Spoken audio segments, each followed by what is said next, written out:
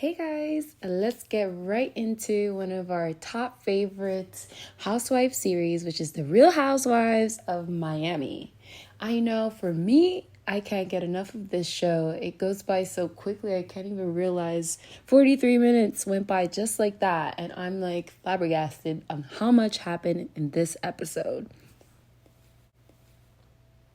First, it opens up in Adriana's video shoot. Now, hearing how they got ready for this video shoot, I was surprised they were even somewhat able to complete it. Just based on the director himself, he seemed to put it all on Adriana to get it ready, pretty much everything ready to go, and that's it. But with this crew, it required a bit much more work. And so the expectations, I would say, was super high, set up especially for this group. This franchise is such a hit because we have already so many classic shady moments, so many looks, so many, oh my gosh, I can't believe this is happening right now on my TV screen. First of all, Adriana, her first moment of being shady right off the bat of the video shoot, she let us know that this video shoot is so important for her, because she can't, unlike the other ladies, rely on anyone else to support, her dreams, her goals, and pretty much her desires. So this video shoot is super important for her. As if for the other girls, they come, they follow the dress code, but what's interesting is how everyone is kind of preparing to get ready to start the video shoot. I would have thought Kiki would have been there first, given that she came for rehearsals.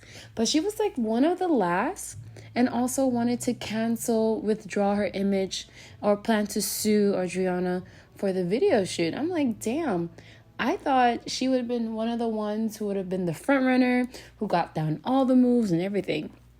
But what shook me the most was Alexia. Alexia said she doesn't need no rehearsal. She can just show up and get the moves, and cha-cha-cha, she did.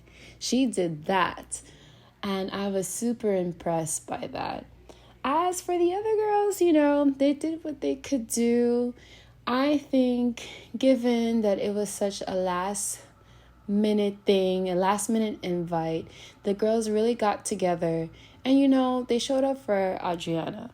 So I would say that's a big bonus points. Aside from that, another comment I can make is the fashion. I mean, these girls, I guess it's because it's a Miami thing. The theme is pretty much beachy vibes, but make it Versace. Because when you look at the other franchise, every time they want to go and do an outing or hang out, it's like everyone is on a different theme, a different vibe. One giving cowboys, one giving futuristic. But here in Miami, they seem to understand the concept. They understand the theme. So that's why this franchise, I would say, is number one out of all the franchise out right now. And that's not an easy feat to do.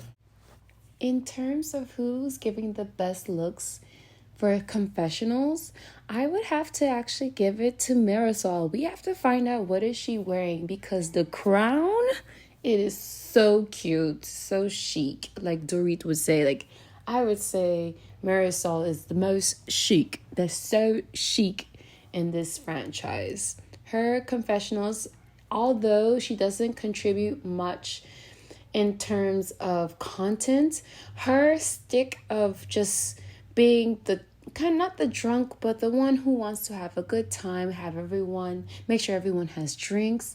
I think she gives the comic relief for the girls, which is definitely much needed, because the next scene that follow, I was not expecting this. I was hoping that Gertie would drop the fight with Alexia. I was over it 2 episodes ago. I think after watching the episodes, I think even Gertie can say not only that she's in Vogue magazine, but her face, her body language, it also serves Vogue. So I would like her to take a moment and thank Alexia for bringing attention to Gertie's faces, which is also going to be an iconic moment in this franchise for Real Housewives of Miami.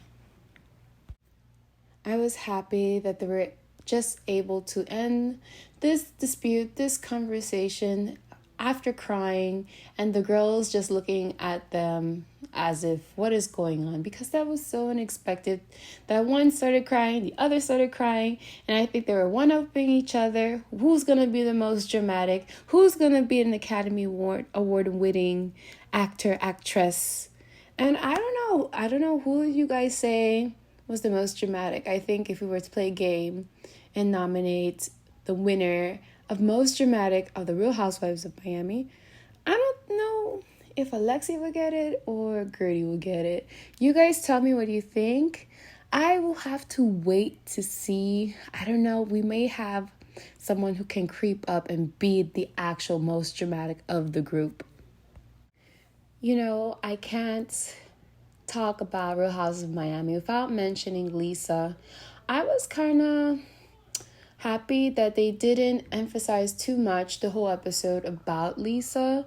I felt like we needed a break because it's just too much to hear what Lenny is saying next, what Lenny is doing next, or how's he acting, how's he treating Lisa. It's just, I feel, and I can say that we all feel for Lisa and want her to do better and end up in a better situation than this. Her coming through the scenes and seeing how skinny she is, you know, we don't really comment on women's bodies, but to see the physical toll on her had me feel for her, and I know for you guys too as well.